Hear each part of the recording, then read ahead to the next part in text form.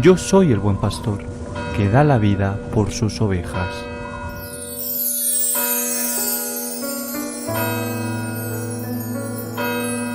El Señor esté con vosotros. Y con tu espíritu. Lectura del Santo Evangelio según San Mateo. Gloria a ti, Señor. En aquel tiempo se acercaron a Jesús unos fariseos y le preguntaron, para ponerlo a prueba, ¿es lícito a un hombre repudiar a su mujer por cualquier motivo? Él les respondió, ¿no habéis leído que el Creador en el principio los creó hombre y mujer? Y dijo, por eso dejará el hombre a su padre y a su madre, y se unirá a su mujer, y serán los dos una sola carne. De modo que ya no son dos, sino una sola carne. Pues lo que Dios ha unido, que no lo separe el hombre. Ellos insistieron, ¿y por qué mandó Moisés darle acta de divorcio y repudiarla? Él les contestó, por la dureza de vuestro corazón os permitió Moisés repudiar a vuestras mujeres, pero al principio no era así. Pero yo os digo que si uno repudia a su mujer, no hablo de unión ilegítima, y se casa con otra, comete adulterio. Los discípulos le replicaron, si esa es la situación del hombre con la mujer, no trae cuenta casarse. Pero él les dijo, no todos entienden esto, solo los que han recibido ese don. Hay eunucos que salieron así del vientre de su madre, a otros los hicieron los hombres, y hay quienes se hacen eunucos ellos mismos por el reino de los cielos.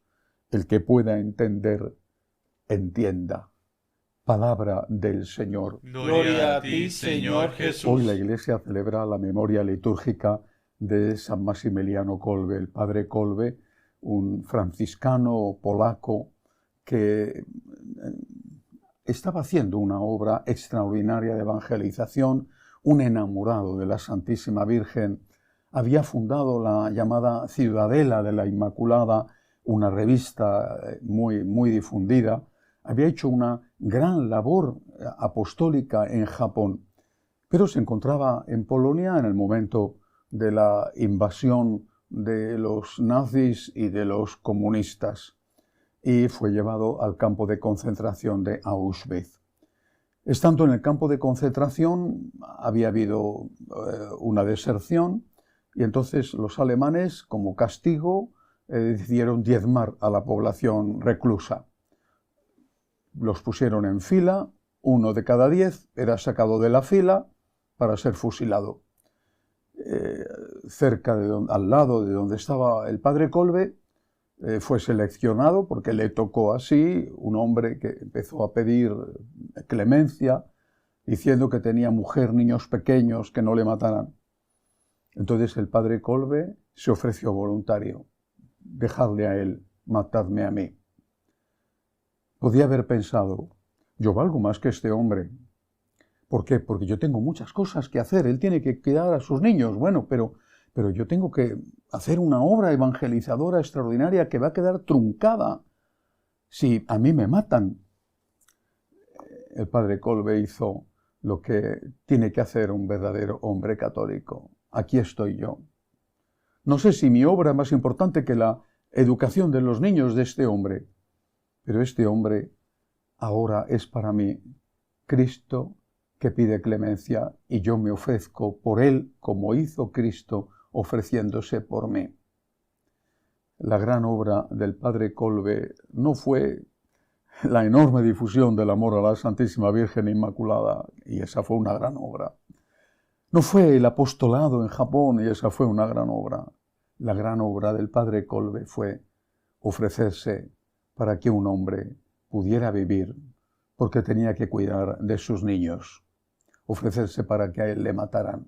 Por eso hoy la Iglesia le honra en el capítulo de los más grandes, de los grandes santos, en el capítulo de los mártires. Con respecto a este Evangelio,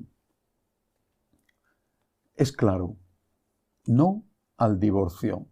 Es claro, no al divorcio.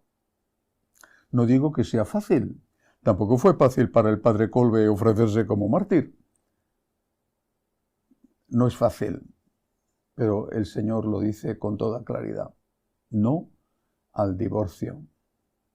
Eso no significa que no haya situaciones límite, que las hay, por desgracia, en que esa relación matrimonial tenga que terminar con la separación o, en algún caso justificado, con el divorcio.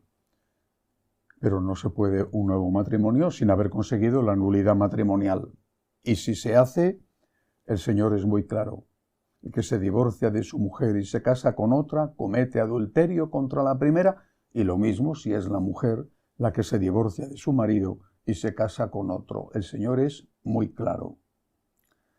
No digo, repito, que sea fácil, pero el Señor es muy claro. No podemos aceptar el divorcio. Algunos dicen que el Señor estaba influido por la costumbre de su época.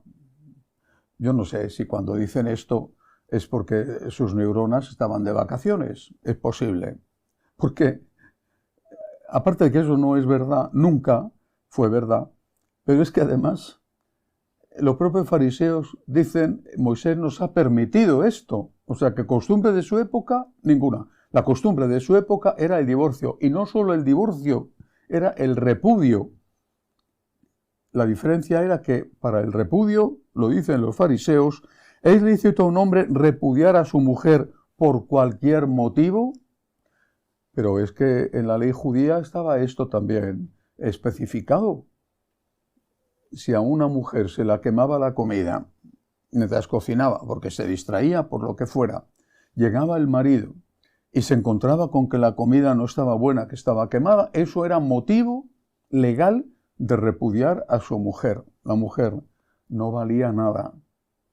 El rechazo al divorcio es volver al plan originario de Dios. Dios los creó hombre y mujer, dejará el hombre a su casa y se unirá a su mujer y será una sola carne. Pero es también defender a la mujer. Nunca he oído hablar de la existencia de un padre soltero. Y sin embargo, continuamente se habla de madre soltera. ¿No se dan cuenta de que la mujer es la parte débil y de que el Señor quiere defender a la parte débil y que el divorcio perjudica sobre todo a la mujer, que es tratada como algo usado, mientras que el hombre presume de haber tenido aventuras y la mujer tiene que avergonzarse de haber tenido aventuras seguramente menos que las que ha tenido el hombre? Por eso, el Señor, para defender a la mujer y para defender el vínculo matrimonial, dice no al divorcio y para defender también a los hijos. Pero hay una cosa más en este Evangelio y no puedo pasarla por alto. Los apóstoles, en ese contexto de permisividad, dicen, entonces, ¿qué no merece la pena casarse? ¿Sin divorcio? Los apóstoles lo dicen. Sin divorcio no merece la pena casarse. Y que se sepa, solo uno de ellos, San Pedro, estaba casado. Bueno, si no te puedes divorciar, a ver, no tiene cuenta casarse. El Señor dice, no, eso es solamente para aquellos que Dios les ha concedido ese don. Si tienes en tu interior la inquietud de servir al Señor completamente, no porque no merezca la pena casarse, sino porque sientes un vacío dentro que solo Dios puede llenar. Escribe. Para poder hacer un discernimiento vocacional. Porque quizá tengas ese don que el Señor dice que da a algunos, a aquellos a los que Él ha elegido. Muchos son los llamados y pocos los elegidos. Quizá tienes ese don. Y si eso es así, nada te va a llenar, nada. Nada te va a llenar. Solamente Dios te va a bastar, te va a llenar. Solo Dios basta.